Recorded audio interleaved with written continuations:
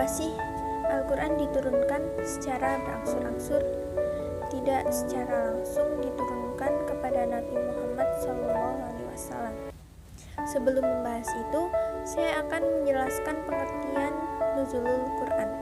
Yang pertama, pengertian nuzul. Pada dasarnya, nuzul mempunyai arti turunnya suatu benda dari tempat yang tinggi ke tempat yang rendah. Secara etimologi, dapat berarti singgah atau tiba di tempat tertentu.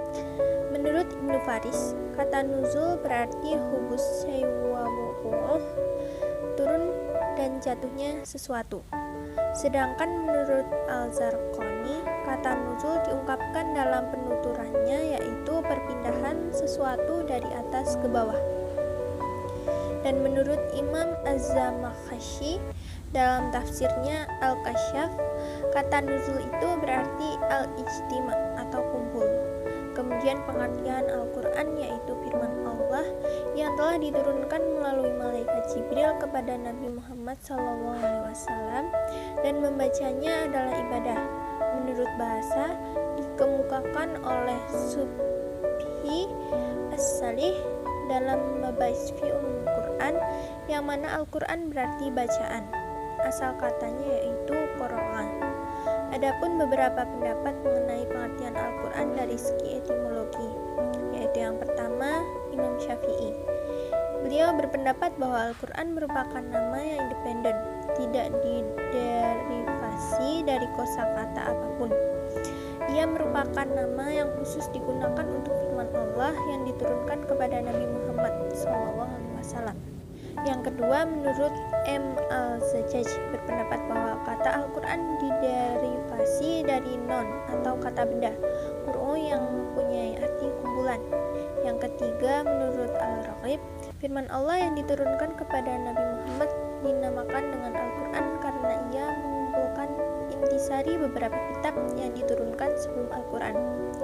Sedangkan pengertian nuzul Quran sendiri menurut bahasa, kata nuzul Al-Quran merupakan gabungan dari dua kata yang dalam bahasa Arab susunan semacam ini disebut dengan istilah tarkib idhofi, dan dalam bahasa Indonesia biasa diartikan dengan turunnya Al-Quran. Pengertian nuzul Quran menurut istilah nuzul Quran itu juga tidak perlu dialihkan dari arti hakiki kepada arti majazi.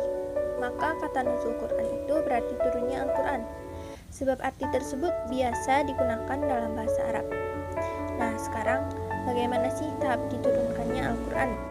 Tahap pertama, Al-Quran diturunkan ke Lauhul Mahfuz, yaitu Al-Quran diturunkan dengan cara dan pada waktu yang tidak diketahui kecuali oleh Allah sendiri dan oleh siapa yang mendapat izinnya untuk mengetahui beberapa perkara gaib. Kemudian, yang kedua, Al-Quran diturunkan ke langit dunia, yaitu Al-Quran diturunkan dari Lauhul Mahfuz ke Baitul Izzah di langit dunia secara sekaligus pada malam Lailatul Qadar di bulan Ramadan. Kemudian tahap yang ketiga, Al-Quran diturunkan kepada Nabi Muhammad SAW. Pada tahap yang terakhir ini, Al-Quran diturunkan dari langit dunia ke dalam hati Nabi Muhammad SAW melalui malaikat Jibril secara berangsur-angsur. Ada juga hikmah diturunkan Al-Quran secara berangsur-angsur.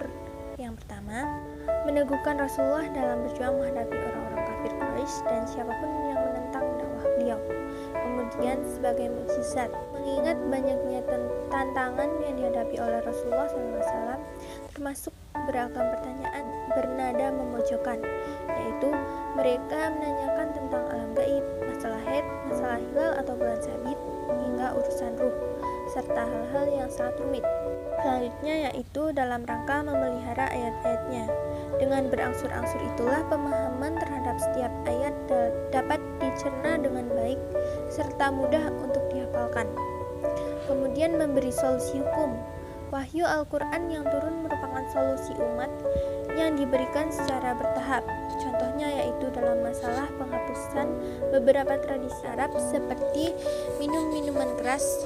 Yang terakhir, sebagai bukti bahwa Al-Quran bukan rekayasa Nabi atau manusia biasa, akan tetapi benar-benar wahyu dari Allah Subhanahu wa Ta'ala yang telah menciptakan segala yang ada di alam raya ini.